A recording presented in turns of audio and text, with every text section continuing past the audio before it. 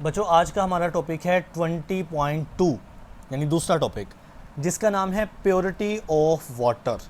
यानी इसमें हमने ये देखना है कि जो पानी है वो खुद प्योर है या नहीं है। पिछले टॉपिक में क्या देखा था कि दूसरी चीज़ें प्योर है या नहीं है, यानी उसमें पानी कितना है उसके लिए टेस्ट मैंने पढ़ाया था। इधर हमने क्या देखना है कि पानी खुद प्योर है या नहीं है, और अगर प्योरिटी है उसमें प्योर है तो कितना प्योर है, ये कुछ बातें करेंगे आज। जी तो बेटे पहली लाइन ही सबसे इंपॉर्टेंट है, पूरी टॉपिक में ये लाइन चलती रहेगी। Pure water boils at 100 degree Celsius, यानी अगर पानी प्योर होता है ना तो उसका बॉइलिंग पॉइंट 100 डिग्री सेल्सियस होता है, 100 degree Celsius, and freeze at 0 degree Celsius. और प्योर जो वाटर होता है ना उसका फ्रीजिंग पॉइंट 0 डिग्री सेल्सियस होता है। यानी अगर आप वाटर लेते हैं और आप 0 डिग्री सेल्सियस तक टेम्परेचर कर देना तो बेटे वो आइस बन जाएगा, यानी वो जम जाएगा, बर्फ़ बन जाएगा, फ्रीज़ हो जाएगा। तो ये प्योर वाटर की पहचान है कि उसका boiling point exactly 100 degree Celsius होगा और उसका freezing point exactly 0 degree Celsius होगा under standard conditions of temperature and pressure. बच्चे इसको भला क्या बोलते हैं? स्टैंडर्ड कंडीशन यानी स्टैंडर्ड यानी S, temperature ST, pressure P, STP बोलते हैं, जो कि आपको यहाँ भी देखने को मिलेगी STP, तो कंफ्यूज नहीं होना। STP क्या होता है? स्टैंडर्ड टेम्परेचर और प्रेशर। और स्टैंडर्ड टेम्परेचर कितना होता है बेटे? 0 डिग्री सेल्सियस का जो टेम्परेचर होता है ना वो हमारे पास होता है स्टैंडर्ड। और स्टैंडर्ड प्रेशर कितना होता है? 1 एटमॉस्फेरिक प्रेशर होता है स्टैंडर्ड प्रेशर। तो कहता है कि इन कंडीशंस में, यानी स्टैंडर्ड टेम्परेचर और प्रेशर की कंडीशन के अंदर ना, जो पानी का वाटर का फ्रीजिंग पॉइंट है वो 0 डिग्री सेल्सियस है और उसका बॉइलिंग पॉइंट कितना है? 100 degree Celsius. Now the impurities present in the water, अगर पानी के अंदर इम्प्योरिटी मौजूद हुई, will change both these physical constant, तो ये जो कांस्टेंट है वो चेंज हो जाएंगे। यानी अगर पानी इम्प्योर हुआ ना तो बेटे वो बॉयल 100 पे नहीं होगा, 100 से किसी और टेम्परेचर पे होगा, वो फ्रीज़ 0 पे नहीं होगा। कब? जब उसके अंदर इम्प्योरिटीज़ मौजूद होंगी। जी तो वही बात, अब 2 पॉइंट्स हैं हमारे पास। पहला पॉइंट देखें, कहता है the purity of sample of water, पानी की प्योरिटी चेक करने के लिए can be check by determining its boiling point STP, वही बताया ना आपको। तो आपने बॉइलिंग पॉइंट चेक कर लेना है। If it boils at 100 degree Celsius, अगर ये 100 पे बॉयल होता है so it is pure sample of water, तो पानी प्योर है। लेकिन द प्रेजेंस ऑफ इम्प्योरिटी, लेकिन अगर इम्प्योरिटी होती है ना, will slightly increase the boiling point, तो बेटे थोड़ा बॉइलिंग पॉइंट बढ़ जाएगा, 100 की बजाय 100 से कुछ ज़्यादा टेम्परेचर पर बॉयल होगा। अब इसकी रीज़न बुक ने नहीं लिखी, लेकिन मैं समझाता हूँ ना आपको।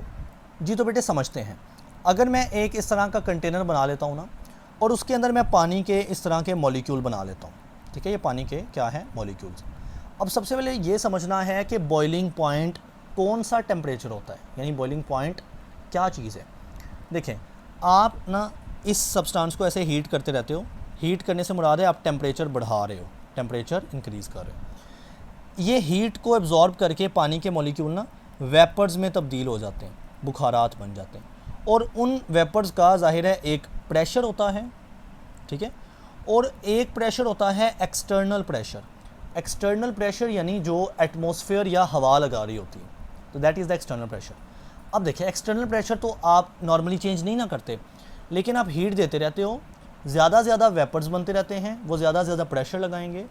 एक टाइम आता है कि एक्सटर्नल प्रेशर और वेपर प्रेशर बराबर हो जाते हैं, तो वो टेम्परेचर जो होता है ना वो होता है बॉइलिंग पॉइंट, यानी वहाँ पे चीज़ बॉयल होना शुरू हो जाती है। लेकिन अगर यहाँ पर इम्प्योरिटी मौजूद हो, यहाँ पर इम्प्योरिटी पानी के अंदर मौजूद होंगी, तो क्या होगा? ये जो पानी के मॉलिक्यूल्स हैं ये वेपर्स बनने जाएंगे, रास्ते में उनको रुकावट पेश होगी। क्यों रुकावट आएगी? क्योंकि इम्प्योरिटी आई रास्ते में आ रही है। तो फिर हमें मज़ीद टेम्परेचर बढ़ाना पड़ेगा, हमें टेम्परेचर को मज़ीद तेज़ करना पड़ेगा। मज़ीद तेज़ करेंगे तो वो रुकावट को पार करके जाएगा, वेपर प्रेशर लगाएगा और फिर जाके बॉइलिंग होगी। तो टेम्परेचर मज़ीद तेज़ करना पड़ेगा, ज़्यादा करना पड़ेगा, तो बॉइलिंग पॉइंट बढ़ेगा। सो लिहाजा यही बात वो लिखता है, द प्रेजेंस ऑफ इम्प्योरिटी, अगर पानी के अंदर इम्प्योरिटी हुई ना, will slightly increase the boiling point, तो बेटे बॉइलिंग पॉइंट थोड़ा 100 डिग्री सेल्सियस से बढ़ जाएगा। अब बेटे पॉइंट नंबर 2 को शुरू करने से, समझने से पहले एक पॉइंट बेसिक समझना ज़रूरी है। अगर हमारे पास एक आइस हो यानी बर्फ़ हो, सॉलिड हो ना, आइस क्या है, सॉलिड चीज़ है, तो अगर मैं चाहता हूँ कि इसको मैं पिघला के मेल्ट करके वाटर बना दूँ, और आपको पता है वाटर क्या है, लिक्विड है, तो जाहिर है मुझे क्या करना पड़ेगा, मुझे हीट देना पड़ेगी, और किसी ना किसी टेम्परेचर पे तो हीट दूंगा ना, that temperature is the melting point. तो मेल्टिंग पॉइंट क्या होता है, जब कोई सॉलिड लिक्विड में तब्दील हो जाए, मेल्ट हो जाए। अब पानी की केस में वो मेल्टिंग पॉइंट होता है 0 डिग्री सेल्सियस। वही टेम्परेचर अगर मैं लिक्विड पानी से आइस बनाना चाहूँ, यानी इसको बोलते हैं फ्रीज़ करना, जमाना, बर्फ़ जमाना, तो वो भी सेम टेम्परेचर होगा, यानी फ्रीजिंग पॉइंट भी कितना है, अगेन 0 डिग्री सेल्सियस। सो पानी की प्योरिटी चेक करने के लिए मेल्टिंग पॉइंट या फ्रीजिंग पॉइंट एक ही बात है, बेसिकली प्रोसेस उलट है, बस इनका ज़ीरो होना ज़रूरी है। अगर आप कोई पानी लेते हो, अगर आप पानी लेते हो ना, और उसका मेल्टिंग पॉइंट कह लें या फ्रीजिंग पॉइंट कह लें, बेटे वो does not equal to 0 degree Celsius, वो ज़ीरो नहीं है, तो फिर हम कहेंगे वो पानी भी प्योर नहीं है। ओके जी, तो कहता है an other test to check the purity of water, पानी की प्योरिटी चेक करनी है तो एक और टेस्ट है, क्या, to determine the melting point of the sample. आप पानी का सैंपल ले लो बर्फ़ की शक्ल में, तो उसका मेल्टिंग पॉइंट डिटरमाइन कर लो।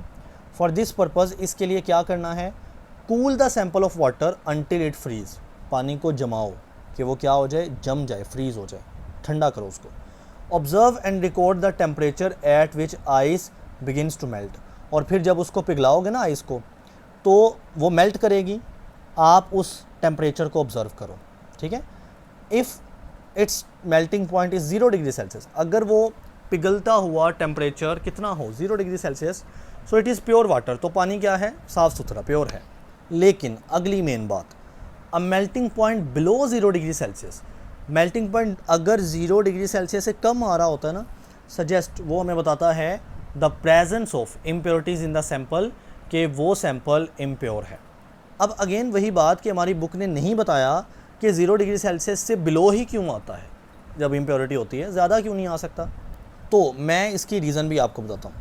देखिए, मैं फ्रीजिंग के हिसाब से बताऊँगा, आपके लिए वो ज़्यादा ईजी है, लेकिन दोनों चीज़ें सेम है ना, melting point, freezing point same temperature को बोलते हैं। सो नाउ प्लीज़ फोकस, हम एक लिक्विड को लेते हैं, ठीक है, और लिक्विड जो है वो ऐसे, लिक्विड के मॉलिक्यूल आपको पता है ना, थोड़े रेंडमली पड़े होते हैं, यानी उनके दरमियान थोड़ा थोड़ा फासला होता है ऐसे, ठीक है। अगर मैं इसको फ्रीज़ करना चाहता हूँ, अगर मैं इसको क्या करना चाहता हूँ, फ्रीज़ जमाना चाहता हूँ, तो फ्रीज़ करने से मुराद क्या होती है कि फ्रीज़ करने से ज़ाहिर है लिक्विड सॉलिड बनेगा ना। सो ये मॉलिक्यूल क्या करेंगे, ये अपने आप को ना फिक्स अरेंजमेंट में ले आएंगे, वो अपने आप को ऐसे फिक्स कर लेंगे, वो ऐसे रैंडम मोशन अब नहीं करेंगे, ठीक है। अब फिक्स करने के लिए यानी यहाँ पर ना अरेंजमेंट लाना है, तो ये प्रोसेस कैसे होता है, लिक्विड से सॉलिड में जाने के लिए आप बच्चे टेम्परेचर कम करते हो ना, ठंडा करते हो, कूल करते हो, तो चीज़ जमना शुरू हो जाती है, सॉलिड बनना शुरू हो जाती है। लेकिन इमेजिन करें कि इन लिक्विड के मॉलिक्यूल के साथ ना इम्प्योरिटी भी ऐसे ऐसे पड़ी, इम्प्योरिटीज़ भी पड़ी, तो फिर इन मॉलिक्यूल्स को ऐसे तरतीब में आने के लिए इन इम्प्योरिटी की वजह से रुकावट होगी, ठीक है। सो उसके लिए बच्चे आपको टेम्परेचर मज़ीद कम करना पड़ेगा, यानी कूलिंग को मज़ीद ज़्यादा करना पड़ेगा, मज़ीद इसको कूल करना पड़ेगा। सो फिर जाके कहीं पर इस तरह की अरेंजमेंट हो पाएगी। तो मज़ीद टेम्परेचर कम करने से क्या मुराद है कि फ्रीजिंग जो पॉइंट है वो मज़ीद कम होगा। सो सुने, melting point below 0 degree Celsius, मैंने बोला ना मेल्टिंग पॉइंट और फ्रीजिंग पॉइंट सेम टेम्परेचर होता है, तो मेल्टिंग पॉइंट या फ्रीजिंग पॉइंट बिलो हो जाएगा, यानी 0 से भी नीचे हो जाएगा, कम हो जाएगा। सजेस्ट, इसका क्या मतलब होगा, the presence of impurities in the sample, कि वो पानी के उस सैंपल में क्या है, इम्प्योरिटीज़ मौजूद हैं। जी, तो बेटे अब फाइनल समझ लें रिज़ल्ट है कि इम्प्योरिटीज़ होना प्रेजेंट पानी के अंदर।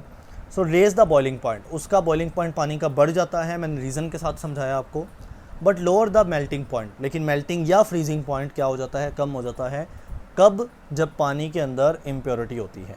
Both these constants are specific to the standard condition, standard condition में ये ख़ास होते हैं, फिक्स होते हैं, तो अगर कंडीशन चेंज हो जाए तो ये भी चेंज हो जाते हैं, ठीक है। एट हाई अल्टीट्यूड, यानी अगर आप ऊंचाई पे जाओ तो वहाँ पर लोअर प्रेशर हो जाता है, जैसे जैसे ऊंचाई पे जाते हो ना प्रेशर कम होता है। दीज वैल्यूज़ विल चेंज, तो बेटे वैल्यूज़ चेंज हो जाएंगी, क्योंकि स्टैंडर्ड कंडीशन याद है मैंने शुरू में बताया, स्टैंडर्ड टेम्परेचर और प्रेशर पे वैल्यू कांस्टेंट है। स्टैंडर्ड टेम्परेचर कितना होता है 0 डिग्री सेल्सियस, स्टैंडर्ड प्रेशर कितना होता है 1 एटमॉस्फेरिक प्रेशर। लेकिन जैसे ही आप अल्टीट्यूड या हाइट पे जाते हो ना तो प्रेशर कम हो जाता है, तो फिर ये वैल्यू भी चेंज हो जाती है।